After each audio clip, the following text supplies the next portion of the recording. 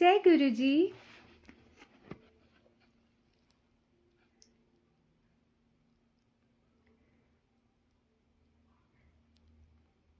जय गुरु जी।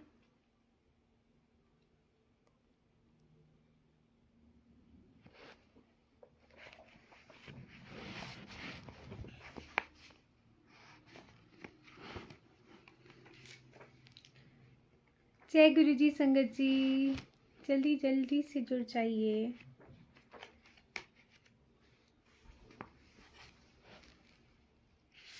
संगत जी मेरी आवाज़ आ रही है तो प्लीज़ एक बारी कमेंट सेक्शन में बता दीजिए कि मैं ऑडिबल हूँ कि नहीं।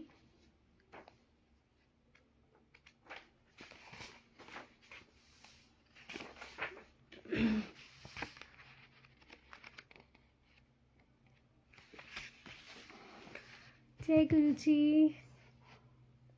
कमेंट्स मुझे ना शो ही नहीं हो रहे हैं।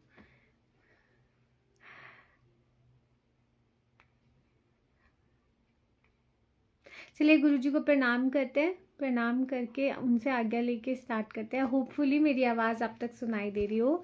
जय गुरु जी। जितनी भी संगत जुड़ रही है सबको प्यारा वाला जय गुरु जी। तो संगत जी हम पढ़ रहे हैं surcharge with divine love book, और जो रिवाइज एडिशन है सुखमनी आंटी ने लिखा है। और आज हम चैप्टर पढ़ेंगे, चैप्टर 40। और गुरु जी से आज्ञा लेते हैं, पहले मंत्र जाप करते हैं, उसके बाद चैप्टर स्टार्ट करते हैं। मीनवाइल आप शेयर कर सकते हो संगत के साथ। जय गुरु जी। ओम नमः शिवाय। शिव जी सदा सहाय। ओम नमः शिवाय। गुरु जी सदा सहाय। ओम नमः शिवाय। शिव जी सदा सहाय। ओम नमः शिवाय। गुरु जी सदा सहाय। ओम नमः शिवाय। शिव जी सदा सहाय। ओम नमः शिवाय। गुरु जी सदा सहाय। ओम नमः शिवाय। शिव जी सदा सहाय। ओम नमः शिवाय। गुरु जी सदा सहाय। जय गुरु जी। शुक्राना गुरु जी, भूल चुक माफ मेरे मालिक। तो संगत जी चलिए चैप्टर स्टार्ट करते हैं। सॉरी मेरे को कमेंट्स दिखाई नहीं दे रहे तो मैं कमेंट्स पढ़ नहीं पाऊँगी। कुछ भी शो नहीं हो रहा मुझे, सो उसके लिए पहले ही आपसे माफ़ी मांगती हूँ। जय गुरु जी। तो surcharge with divine love, revise edition by Sukhmani aunty, chapter 40। Guru ji takes mahasamadhi and after I don't die, he who is merged with the omnipresent is never gone. Guru Nanak Dev ji. सो ये गुरु नानक देव जी के वर्ड्स हैं कि वो उन्होंने अपना चोला नहीं छोड़ा। जो वो ओमनी प्रेजेंट हो गए हैं। इनफैक्ट शरीर से प्यार नहीं करो, रूह से प्यार करो। ये ना अक्सर गुरुजी के मतलब एक संगत है नरेंद्र अंकल, उनके सत्संग में मतलब हमेशा गुरुजी उनको क्या कहते हैं कि love to the soul not to the body. So क्योंकि जो सोल है वो ओमनी प्रेजेंट है, वो आज भी गुरुजी हमारे यहाँ पे हर पर हमारे स्वरूप के अंदर साक्षात विराजमान है। सो वो हर जगह पे है, ही इज ओमनी प्रेजेंट, वो कहीं पे भी नहीं गए। A true guru is never affected by birth, death, old age and disease. It is because they have taken a physical form to help guide us. They have to respect the laws of nature, but they never die. They consciously exist their bodies. To those who think Guruji to be near, he is still here with us. So जो एक सच्चे गुरु होते हैं वो जन्म, मरण, बुढ़ापा, बीमारी, इन सब से परे हैं। उनको इन चीज़ों से कोई फ़र्क नहीं पड़ता। वो उन्होंने फिज़िकल चोला, ये इंसानी चोले में वो क्यों आए? वो इसलिए आए ताकि वो हमको हेल्प कर सके, गाइड कर सके, हमको सही रास्ता दिखा सके।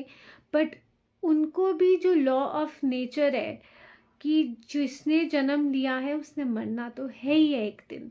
सो उनको वो रिस्पेक्ट करते हैं उस चीज़ को, और वो अपनी कॉन्शियसली वो अपनी मर्जी से आते हैं और अपनी मर्जी से अपना चोला छोड़ते हैं। कॉन्शियसली वो अपने आप को मतलब बॉडी को छोड़ते हैं, वो मरते नहीं हैं कभी भी। जिनको लगता है गुरुजी आज भी नियर है, उनके पास है, वो आज भी उनके पास है। सो बात आपकी बिलीफ की है। हमें ये नहीं सोचना चाहिए कि गुरुजी अपना चोला छोड़ के चले गए हैं और वो गए, बट वो जो उनको लगता है वो आज भी यहाँ पे वो हैं यहाँ पे। आपकी बिलीफ की बात है, और ट्रू गुरु कभी मरते नहीं हैं। 2 months before Guruji took Mahasamadhi, he gave hints to many of his Sangat, including my mother and me. He showed me in telepathy his dead body and that I am crying at his feet. Suddenly I heard Guruji's voice telling me, "Tu ro kyun rahi hai? Main ta ਇੱਥੇ ही हाँ. Why are you crying? I am here only." तो गुरुजी के महासमाधि से पहले 2 महीने पहले गुरुजी ने अपनी संगत को हिंट्स देना शुरू कर दिया था। आंटी को भी दिया, उनकी मम्मा को भी दिया, और गुरुजी टेलीपैथी में शो दिखा रहे थे कि गुरुजी की डेड बॉडी पड़ी है और आंटी रो रही हैं उनके चरणों में। तो सडनली गुरुजी की आवाज़ आंटी को सुनाई देती है कि तू रो क्यों रही है? मैं तो इत्थे ही हाँ, मैं तो कहीं नहीं गया। My mother was shown Guruji's pehre being lit at the exact spot where it was actually lit. In spite of his rituals being performed, he sees him walking around in the Bade Mandir. She was so disturbed by the telepathy that she got up crying. Feeling disturbed, she got up and sat in the lobby when suddenly Guruji calls her up on the phone. "Sukhi, tu theek hai? Are you alright?" he inquired. Although she said yes, she knew something was about to happen. तो aunty की मम्मा को गुरुजी ने क्या दिखाया था कि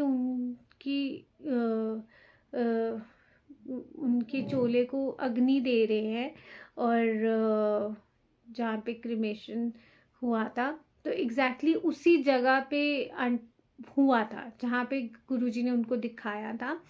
और सारे रिचुअल्स जब परफॉर्म हुए थे तो बट आंटी ने क्या दिखा था कि वो आंटी की मम्मा ने कि वो बड़े मंदिर में गुरुजी घूम रहे थे उस मोमेंट में जब वो सब रिचुअल्स हो रहे थे 31 मई 2007 को। तो आंटी बहुत डिस्टर्ब थी। वो जो टेलीपैथी गुरुजी ने उनको दिखाई थी, आंटी उठ के रोने लगी। आंटी चलने लगी और मतलब अपनी लॉबी में ऐसे वॉक करने लगी और बहुत रोई जा रही थी क्योंकि उन्होंने क्या देखा। और गुरुजी एकदम से फ़ोन करते हैं आंटी को और गुरुजी फ़ोन पे पूछते हैं कि सुखी तू ठीक है? दो आंटी ने बोला कि हाँ जी गुरुजी, बट आंटी को पता था कि कुछ होने वाला है। On 27th May, Sunday 2007, we had Guruji's last darshan. He was glowing and never could anyone imagine that he would leave us so soon. 27th May, Sunday का दिन 2007, and सबने गुरुजी के लास्ट दर्शन करे क्योंकि वो लास्ट संगत थी जो गुरुजी ने रखी थी। गुरुजी बहुत ग्लो कर रहे थे, मतलब इतने चमक रहे थे, किसी ने इमेजिन नहीं किया था कि गुरुजी अपना चोला छोड़ देंगे, इतनी जल्दी चले जाएंगे। गुरुजी इस लास्ट सत्संग। सो जो लास्ट सत्संग हुआ था, गुरुजी के क्या वर्ड्स थे संगत जी, ये आंटी ने वो सब लिखा है, हम वो पढ़ते हैं। Guruji called my mother to stand and do satsang. ये सारे वर्ड्स गुरुजी क्या संगत जी। 10 दिल्ली वालियां नू महापुरुष की हुंदे हन। अज तक कोई महापुरुष दिल्ली नहीं आया है। दिल्ली नू श्राप मिलिया होया है। मैं पहला गुरु हाँ जेड़ा दिल्ली आया है। दिल्ली आले मैनू समझ ही नहीं सके। सब विकारां विच पए होए हन। इन्हां नू ना माया मिली ना राम। इन्ना बुरा टाइम आने वाला है, कोई कम नहीं आएगा, सिर्फ गुरु ही कम आएगा। भरे बाजार छड़ के पजोगे, ਭਜਨੇ ਦੀ ਥਾਂ ਨਹੀਂ ਹੋਣੀ। ਦੱਸ ਦਿੱਲੀ ਵਾਲਿਆਂ ਨੂੰ ਮੈਂ ਤੇਰੇ ਫਾਦਰ ਨੂੰ ਕੀ ਨਜ਼ਾਰੇ ਦਿਖਾਏ।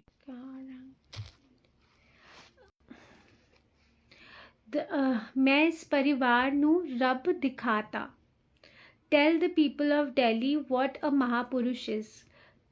Till today, no Mahapurush has entered Delhi. Delhi has been cursed. I am the first Mahapurush to have come to Delhi. People of Delhi have not understood me. They are all stuck in materialism. They have neither attained money nor God. We are heading for such bad times that you will not find a place to run. At such a time, only a true Guru can help you. Tell the Delhi people what all I have made your father see.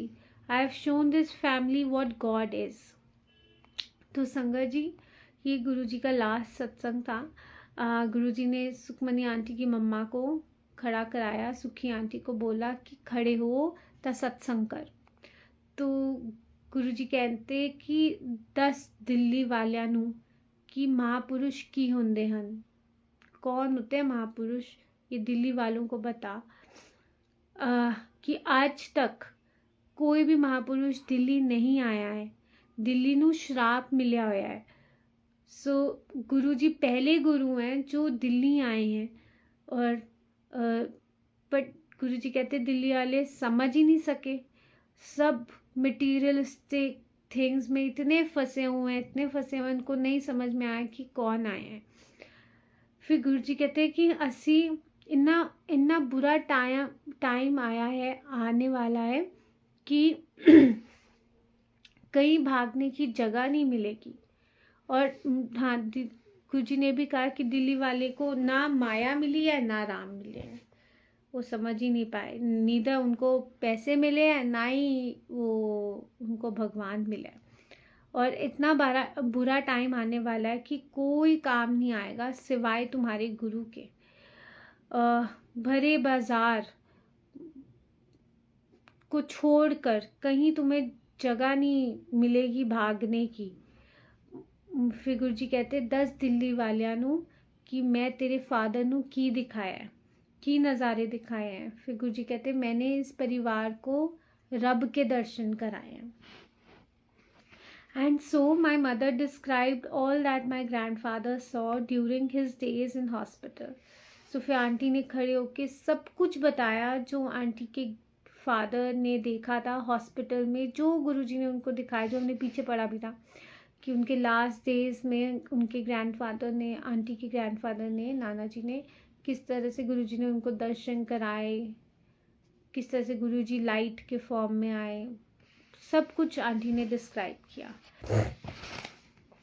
फिर गुरुजी कहते कोई मैनू सवाल करता है गुरुजी उस बंदे दा भला क्यों किता, वो तां बुरा है, असी तां सारियां दा भला करना है, जो भी साडे कोल आएगा उसदा भला ही होवेगा। यही तां फर्क है तुहाडे विच ते महापुरुषां विच। दस इन्हां नू कि कोई असली फोटो गुरु नाल नहीं मिलदी। असी 10 साल देते दिल्ली वालियां नू पर कोई नहीं समझिया, इत्थे तां पैसा ही बोलदा है। असी भी जगत तमाशा देखन आए हन, असी भी हुण दुखी हो गए हन, असी भी हुण चले जाना है। फिर गुरुजी ने पॉज लिया, फिर कहते Punjab.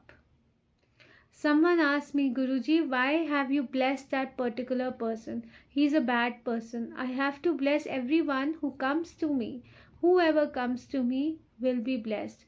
This is the difference between you and Mahapurush. Tell these people that no photograph resembles the true gods.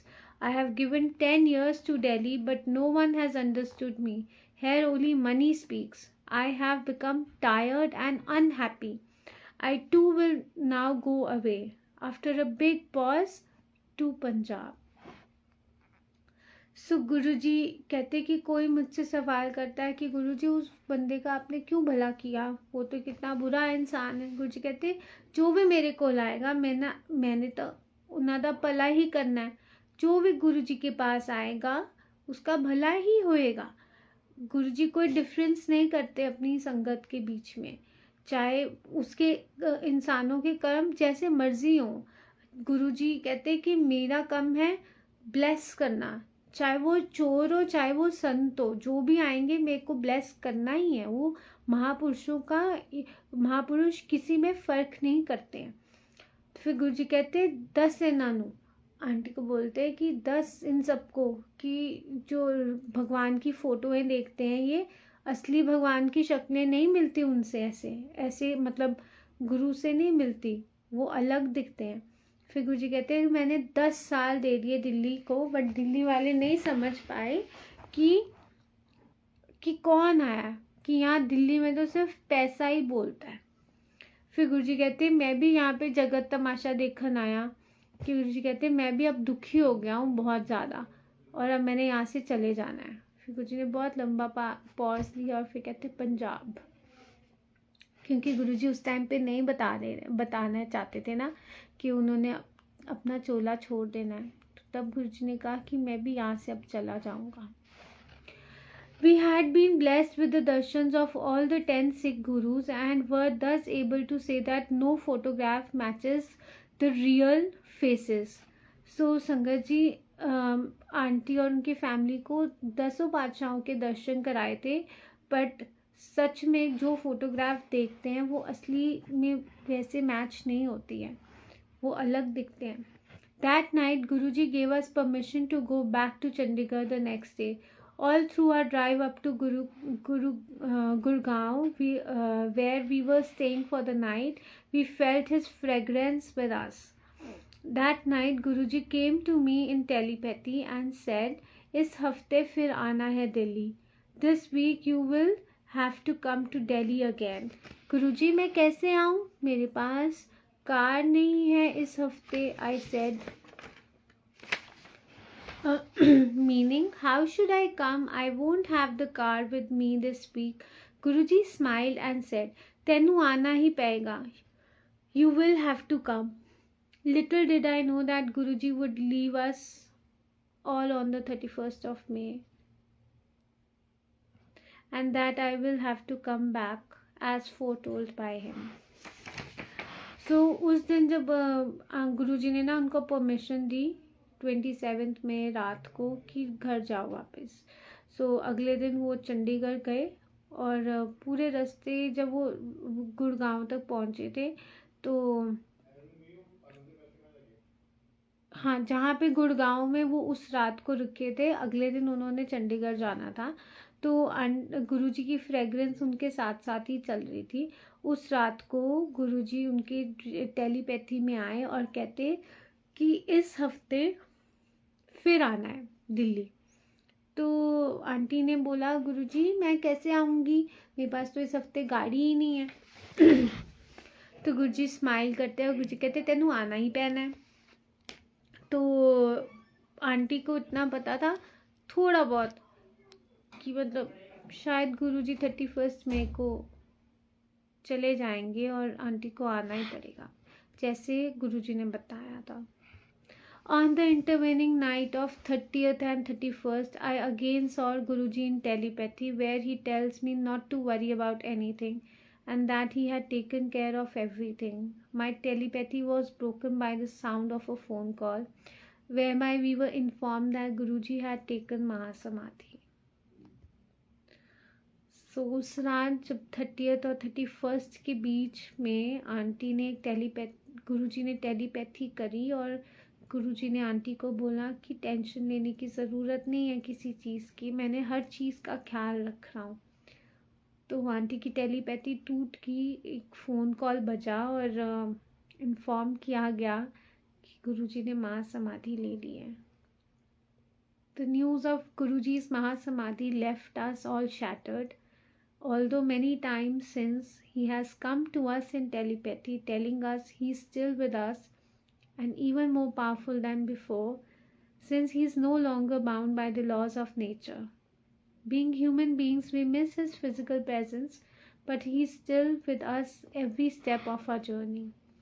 He continues to protect, help, and cure his Sangat like before.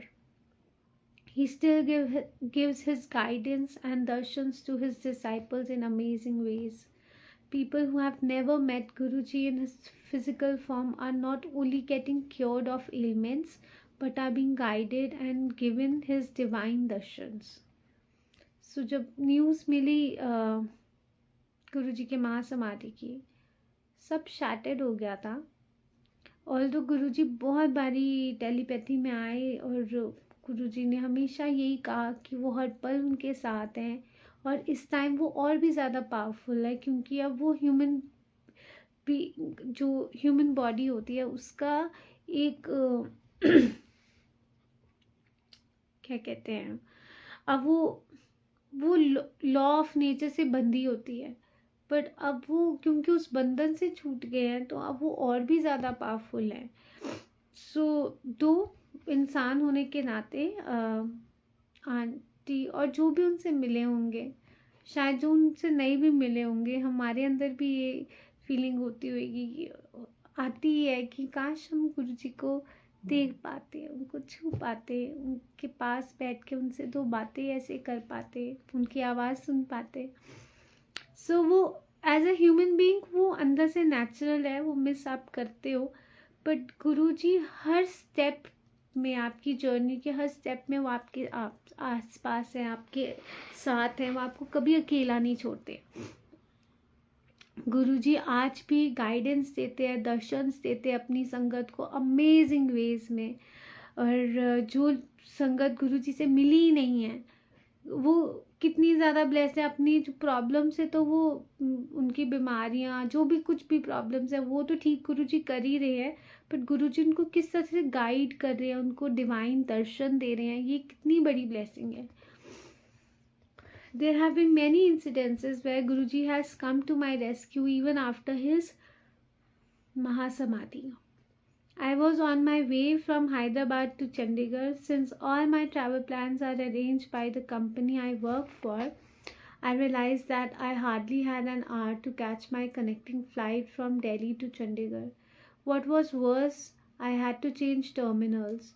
As I was about to check in at the Hyderabad airport, I prayed to Guruji to help me. The line at the check-in counter seemed larger than that day, and I was sure I would miss my connecting flight. Out of the blue, the girl at the platinum card check-in counter signaled me to come to her counter. Without seeing my e-ticket, she told me, "Ma'am, you hardly have enough time to catch your connecting flight. Let me put a priority sticker on your baggage so that it's the first to come out and you can save some time." And she checked me in. How did she know? Why did she just call me and no one else? Is it normal to book in an ordinary passenger through the platinum card counter? I think not. What I do think is Guruji had heard my plea. As I was expecting, the flight from Hyderabad was late by almost half an hour, and that meant I had just half an hour to claim my baggage, change my terminal, and catch the connecting flight. As we reached the arrivals, the belt number for our luggage was not displayed. Thus, precious minutes were lost trying to frantically look for familiar faces. An old porter came up to me and said, "Your luggage will arrive on belt number 2. How did he know which flight? As I reached belt number 2, thanks to the priority sticker, my luggage was first to arrive.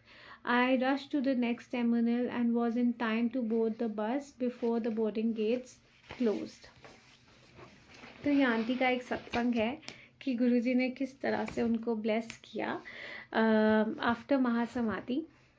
Aunty Hyderabad से चंडीगढ़ जा रही थी और aunty के कोई plan, मतलब aunty के जो ट्रैवल प्लान्स थे कंपनी ने अरेंज करे थे जिनके लिए वो काम कर रही थी. सो आंटी ने रियलाइज़ किया कि हार्डली उनके पास सिर्फ 1 घंटा है कनेक्टिंग फ़्लाइट जो दिल्ली टू चंडीगढ़ है, वो मतलब दिल्ली टू चंडीगढ़ वो कनेक्ट करने के लिए. सो इससे और भी वर्स क्या था कि आंटी को टर्मिनल्स चेंज करने पड़ रहे थे.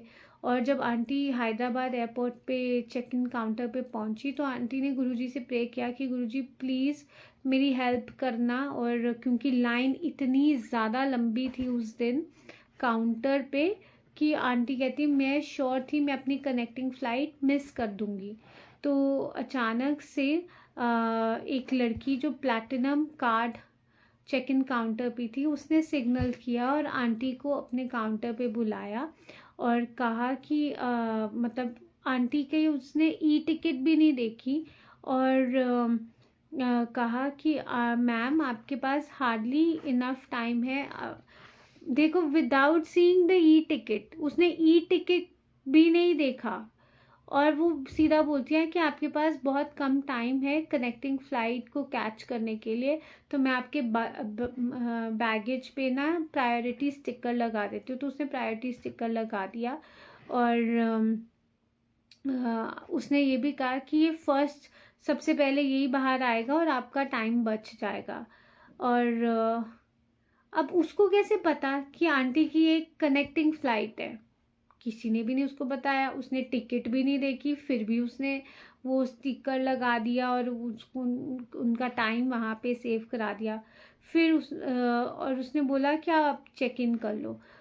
सो ये नॉर्मल भी नहीं था कि प्लैटिनम कार्ड काउंटर पे, मतलब उन्होंने तो ऑर्डिनरी पैसेंजर की टिकट बुक करी थी, तो उस काउंटर पे वो उनको कैसे बुला लिया गया?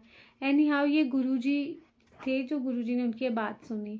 अब जैसे आंटी एक्सपेक्ट करी थी, जो फ्लाइट थी हैदराबाद से वो थोड़ी लेट हो गई बाय हाफ एन आवर। अब इसका मतलब था कि आंटी के पास सिर्फ हाफ एन आवर था कनेक्टिंग फ्लाइट में टर्मिनल्स चेंज करने को, लगेज लेने को, फिर बोर्ड करने को, सिर्फ आधा घंटा। इतने कम टाइम पीरियड में सारी चीज़ें करना मुश्किल था और आंटी को 100% लग रहा था कि अब तो मैं लेट हो जाऊंगी, क्योंकि आंटी को अपना बैगेज लेना था, फिर टर्मिनल चेंज करना था, फिर कनेक्ट करनी थी फ्लाइट। तो जैसे आंटी अराइवल्स पे पहुंची तो आंटी अपना लगेज का ना वो डिस्प्ले ही नहीं हो रहा था कि बैगेज कौन से उनका कौन सी बेल्ट पे आएगा। सो अचानक से, और उस दौरान उनके कुछ टाइम पीरियड लूज हो गया। इतने में एक ओल्ड पॉटर आते हैं, तो वो उनको बोलते हैं कि आपका लगेज बेल्ट नंबर 2 पे अराइव होगा। अब उसको कैसे पता कि ये कौन सी फ्लाइट से आंटी आई हैं और कौन सा लगेज वो अपना, मतलब कौन से काउंटर पे। तो एनी हाउ आंटी के उसके लगेज के ऊपर प्रायोरिटी स्टिकर था। आंटी ने फटाफट वो कलेक्ट किया क्योंकि फटाफट मिल गया और आंटी फटाफट नेक्स्ट टर्मिनल पे गई और बिल्कुल टाइम पे, मतलब वो ना बस के अंदर बैठी हैं, बोर्डिंग गेट्स क्लोज हो गए थे, हो बस जब वो पहुंची हैं उसके बाद बोर्डिंग गेट्स क्लोज हो गए थे। सो ये गुरुजी है संगत जी, गुरुजी किस तरह से रक्षा करते हैं, हेल्प करते हैं और उनके वेज अमेजिंग है। आप सच्चे दिल से जब उनको प्रार्थना करते हो, आपकी वो प्रार्थना सुनते हैं। In another incident, I had to suddenly make some unavoidable purchases worth 15,000 regarding my work. Spending this amount had upset my budget and delayed certain other plans. At night, before sleeping, I prayed to Guruji, Guruji, I wish I could tell you how badly I need the money that I have just spent today. I wish you could help me with some money. After having said that, I went off to sleep. My mother and I have certain investments made in 2 different post offices, and every 2 months without fail I go and withdraw the interest. The next morning I filled up the 2 withdrawal forms and went to collect the cash. At the first post office, I was told to fill in the form again since the amount I had mentioned was much less than what was due. I argued with the cashier that he was mistaken and that I have been withdrawing cash regularly every 2 months without fail. There was no way I could get more cash than what I usually get. I showed him the passbook and the regular entries made in it. He took a look at all my records and still asked me to fill in a new form with a bigger amount. I did so, and in my mind I thanked Guruji for the extra cash. As I was leaving for the next post office, a truck came and overtook my car from the wrong side. As I looked, I noticed the following words written on it. जिसके सिर ऊपर तू स्वामी, सो दुख कैसा पावे. meaning a person who has the hand of God or Guru over him can never be unhappy. At the next post office, I was again asked to fill in the form all over again, as the amount I had filled was so much less than what was showing on the computer. I told him that there must be a mistake since I regularly withdraw the cash and there is no way I could have missed a month or two in between. All reasoning and explanations failed and I had to fill in the new amount.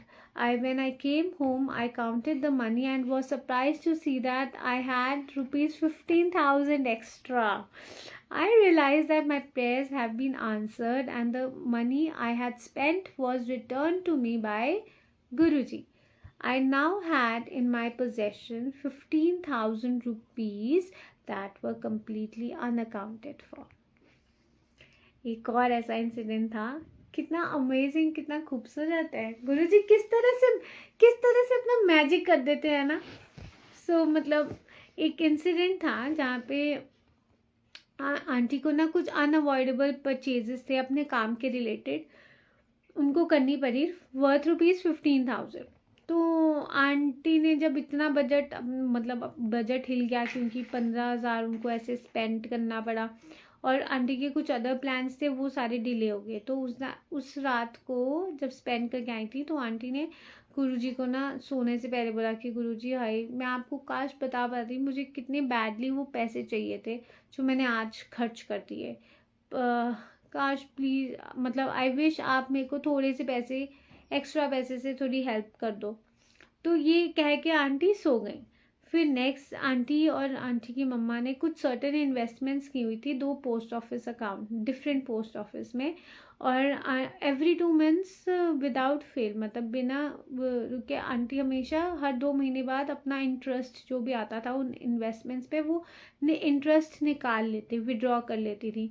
अब अगले दिन aunty गई post office, वहाँ पे अपने interest के पैसे निकालने के लिए। तो उन्हें फॉर्म भरा, तो वो कलेक्ट जब कैश करने गई तो पहले पोस्ट ऑफिस पे उन्होंने कहा काउंटर पे कि फिर से फॉर्म भरो और ज़्यादा पैसे अमाउंट भरो। तो मैं बोला कि मैं हो ही नहीं सकता ज़्यादा पैसे हों, क्योंकि हर महीने इतने ही मिलते, इतना ही जो इतना मैं ऑलरेडी निकाल चुकी हूँ, तो हो ही नहीं सकता ऐसे हो। अब ये चीज़ हुई तो वो कहते नहीं आप उन्होंने ना अपनी पासबुक भी दिखाई कि आप देख लो मेरी पासबुक, इसके अंदर सारे विड्रॉल्स लिखे हुए हैं, सब कुछ है। उन्होंने चेक किया बट फिर भी उन्होंने बोला आप नया फॉर्म भरो। आंटी ने भरा और उनको एक्स्ट्रा पैसे मिल गए। तो आंटी ने गुरुजी को थैंक यू बोला कि थैंक यू गुरुजी एक्स्ट्रा पैसे दिलवाने के लिए। फिर जैसे आंटी वहाँ से निकली और दूसरे पोस्ट ऑफिस की तरफ जाने लगी तो आंटी गाड़ी में बैठी थी तो एक ट्रक ने ओवरटेक किया उनको दूसरे रॉन्ग साइड से, और उस ट्रक के पीछे लिखा था जिसके सिर ऊपर तू स्वामी सो दुख कैसा पावे, कि जिसके ऊपर गुरु जी का हाथ है, भगवान का हाथ है, वो कभी दुखी नहीं हो सकता। सो जब अगले पोस्ट ऑफिस में गई तो आंटी को फिर से कहा गया कि आप फॉर्म फिल करो। तो आंटी फिर हैरान थी कि कैसे कंप्यूटर पे दिखा सकते हैं कि मैं तो हर 2 महीने के बाद विड्रॉ करती हूँ, तो इतने कम कैसे शो हो रहा है। तो आंटी ने फिर से बोला कि आपको मिस्टेक लग रही है, मैं तो रेगुलरली विड्रॉ करती हूँ और हो ही नहीं सकता कि मैंने कोई महीना मिस कर दिया हो बीच में। तो एनी हाउ ऑल रीजनिंग्स और एक्सप्लेनेशंस फेल हो गई और आंटी ने नया फॉर्म फिल किया, एक्स्ट्रा पैसे जिसमें लिखे होते हैं। और जब आंटी गई तो एक्स्ट्रा पैसे उनको मिल गए और जब घर आके उन्होंने काउंट किए वो कितना अमाउंट था, 15,000 रुपीज़ बन गए दोनों, जो आंटी को एक दिन पहले वो कह रही थी कि मेरे इतने पैसे खर्च हो गए और मुझे चाहिए इतने थे, और गुरुजी ने उतना ही अमाउंट कर दिया 15,000 रुपीज़। तो किस तरह से गुरुजी आंटी ने रियलाइज़ किया कि ये तो गुरुजी ने उनकी प्रेयर सुनी है और आंसर किया। नहीं तो वो 15,000 जब वो रेगुलरली विड्रॉ कर रही हैं उतना ही आना चाहिए, बट एक्स्ट्रा कैसे आ सकता है। श्री गुरुजी हैं करने वाले। there have been numerous other incidences where we had to just call out to him and he was there for us. Guruji continues to be a pillar of strength for me and my family, and thanks to him I have learned to live life fearlessly. ऐसे बहुत सारे incidences हैं जब हमने उनको बुलाया है और वो हमेशा हमारे पास आए हैं, हमेशा हमारे साथ चले हैं. तो Guruji continues to be pillar of strength. वो हमारी हिम्मत, हमारी स्ट्रेंथ बनकर हमारे साथ चलते हैं, मेरी फैमिली का ख्याल रखते हैं. और उन्हीं को ही थैंक यू कि उनकी वजह से आंटी कहती कि मैंने लाइफ फियरलेसली जीना स्टार्ट कर दिया है. अब मुझे डर नहीं लगता क्योंकि मुझे पता है मेरे साथ कौन है, मेरे साथ मेरे गुरुजी हैं. कुछ होने ही नहीं देंगे, कुछ गलत होने ही नहीं देंगे आपके साथ. सो गुरुजी आपको ना निर्भय बना देते हैं. जो उनके अंदर वो गुण है ना, फियरलेस, इस दुनिया से किसी भी चीज़ से फिर नहीं लगता डर, क्योंकि वो आपके साथ है. आपको पता है कि वो सब संभाल लेंगे.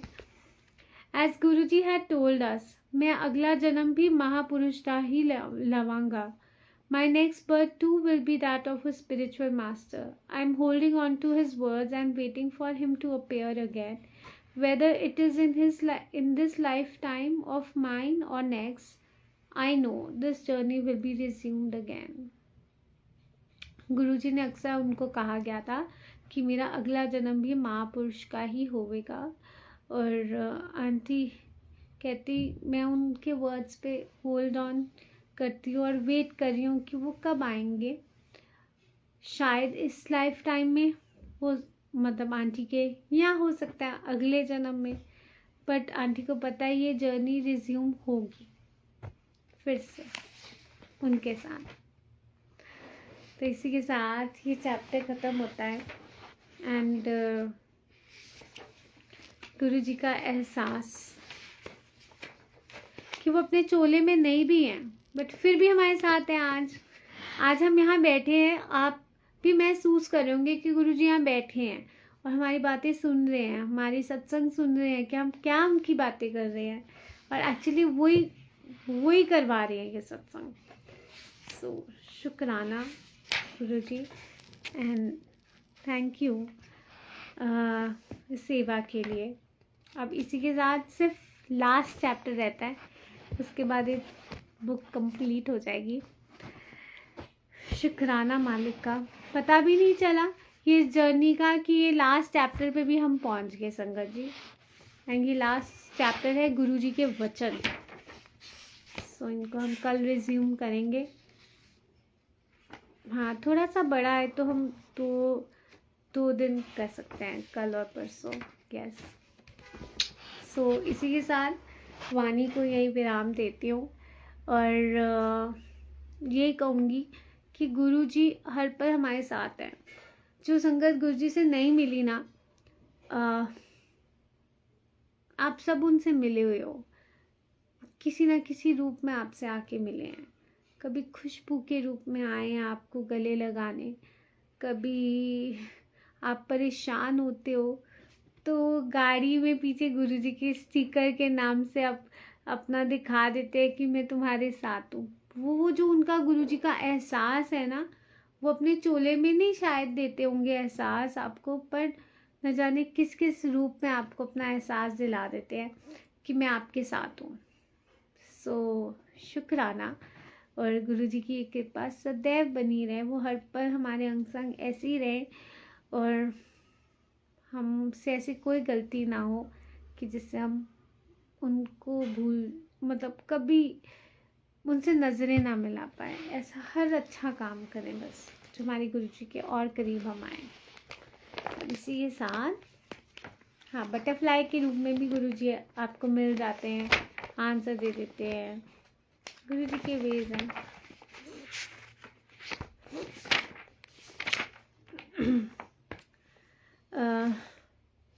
ये देखो गुरुजी ने ना एक जोत वाला सत्संग ना 31 मई का, आज हमने वो पढ़ा था ना अभी महासमाधि का, और मैं ना अपनी इस डायरी में मैंने कुछ सत्संग लिखे हुए हैं और अभी जब मैंने ऐसे पलट रही थी, मैं बोला चलो मैं भजन निकालती हूँ। और फिर और गुरुजी ने ना ये सत्संग दिखा दिया। ये ना मैं आपको सत्संग सुनाई देती हूँ। ये 31 मई 2020 की बात है। इस दिन गुरुजी की महासमाधि होती है ना, तो मैंने ना कभी घर पे, हमारे घर पे कभी सत्संग नहीं किया था। मुझे पता ही नहीं सत्संग किस तरह से करना है, कैसे होना है। पर मेरे को इतना पता था कि गुरुजी के स्वरूप के आगे भी बैठ जाओ ना जोत जगा के, और आप प्लेलिस्ट चला लो, तो वो भी सत्संग है। मुझे इतना तो मतलब मैं सत्संग सुनती थी तो मुझे लगता था ये भी ऐसे कर सकते हैं। तो ना उस दिन 31 मई था और लॉकडाउन का टाइम था, तब 2020 कोविड का था। तो ना मेरे मन में ऐसे मैंने सोचा कि ना आज ना घर पे छोटा सा सत्संग कर लेते हैं।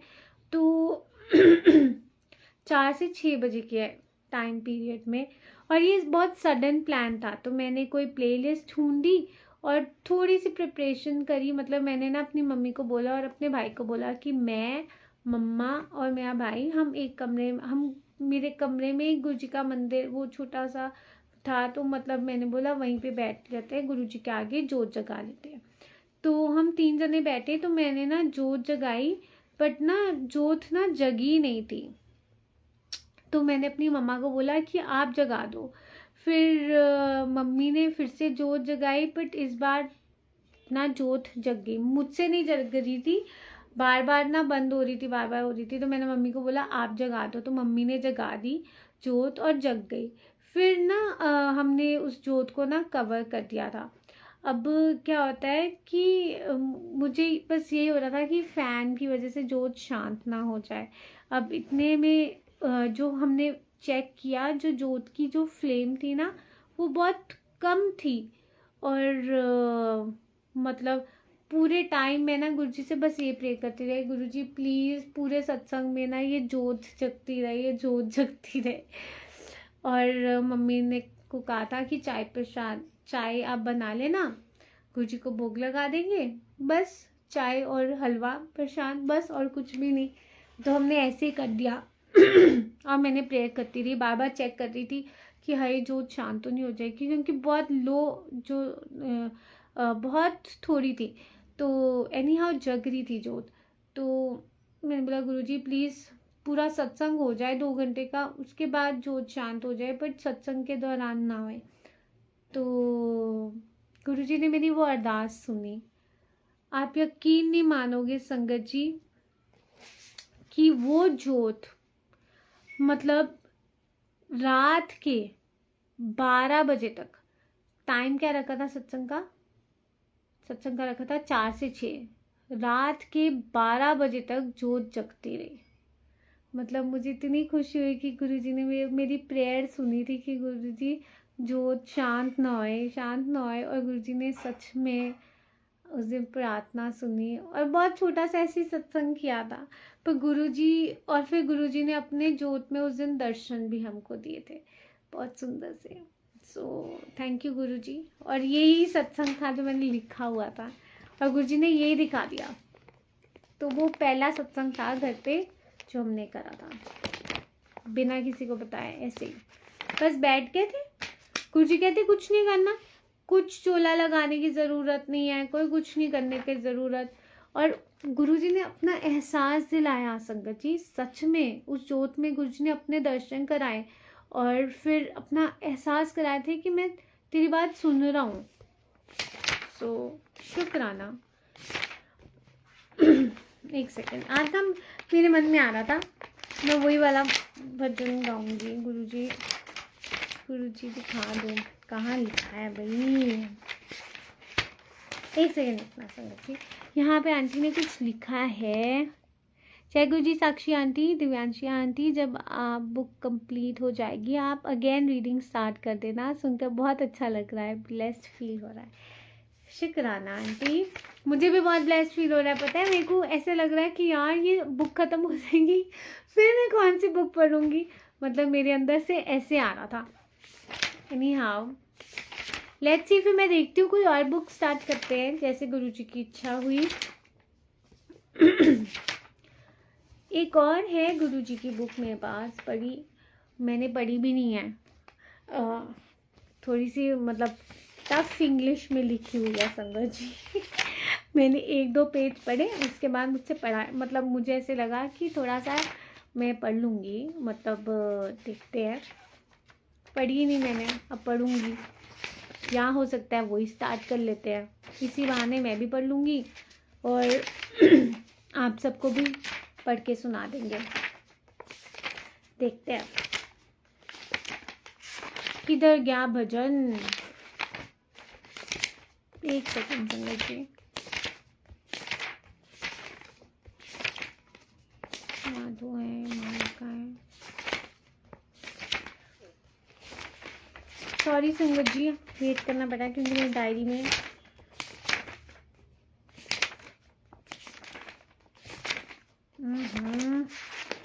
कहाँ पे है,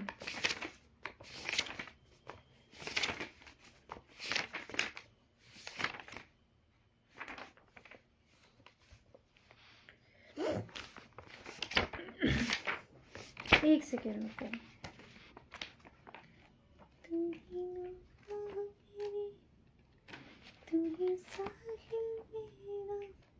गुरुजी प्लीज सुनवा दो, तुम्हें कोशिश मेरी।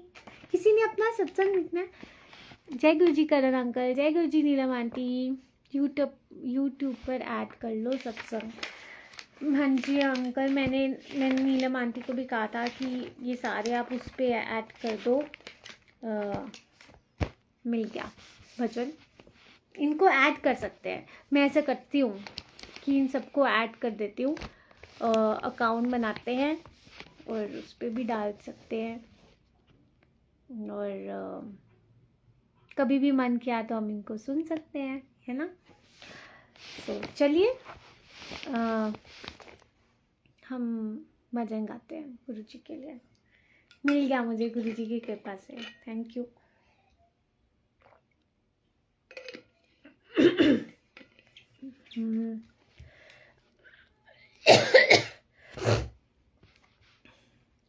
जय गुरुजी।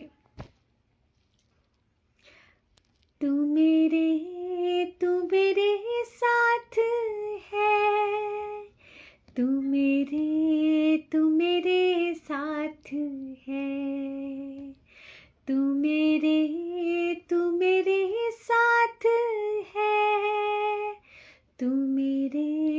तू मेरे साथ है। फिर डरूं मैं भला किस लिए, रखूं शिकवा गिला किस लिए, सर पे मेरे तेरा हाथ है, तू मेरे साथ है, तू मेरे साथ है, तू मेरे साथ है। तू ही नौका मेरी, तू ही साहिल मेरा, तू ही कोशिश मेरी, तू ही हासिल मेरा। तू ही नौका मेरी, तू ही साहिल मेरा, तू ही कोशिश मेरी, तू ही हासिल मेरा। तू ही दिल, तू ही जज्बात है, तू मेरे साथ है, तू मेरे साथ है, तू मेरे साथ है। साथ रखना सदा, साथ रहना सदा, बस यही है मुझे तुझसे कहना सदा। साथ रखना सदा, साथ रहना सदा, बस यही है मुझे तुझसे कहना सदा। साथ तू है तो जग साथ है, तू मेरे साथ है, तू मेरे साथ है, तू मेरे साथ है, तू मेरे साथ है, तू मेरे साथ है। जय गुरु जी, शुक्राना गुरु जी, भूल चूक माफ मेरे मालिक। एंड यस गुरु जी हर पल हमारे साथ हैं, हमेशा हमारे अंग संग रहते हैं और हमको बहुत सारी ब्लेसिंग्स देते हैं। बस गुरु जी ऐसे हमारे साथ रहना, आप साथ हो तो पूरी दुनिया हमारे साथ है, आप साथ नहीं तो कुछ भी नहीं है। सो हमेशा आप साथ रहना। और इसी के साथ वाणी को यही विराम देती हूँ। मिलते अब हम कल सुबह 11 बजे नए चैप्टर के साथ। तब तक के लिए आप ख्याल रखिएगा, खुश रहिएगा, मुस्कुराते रहिएगा, पॉजिटिव रहिएगा और गुरु जी के साथ डायरेक्ट कनेक्शन बनाइएगा। जय गुरु जी, शुक्राना गुरु जी। मिलते हैं कल सुबह 11 बजे। जय गुरु जी।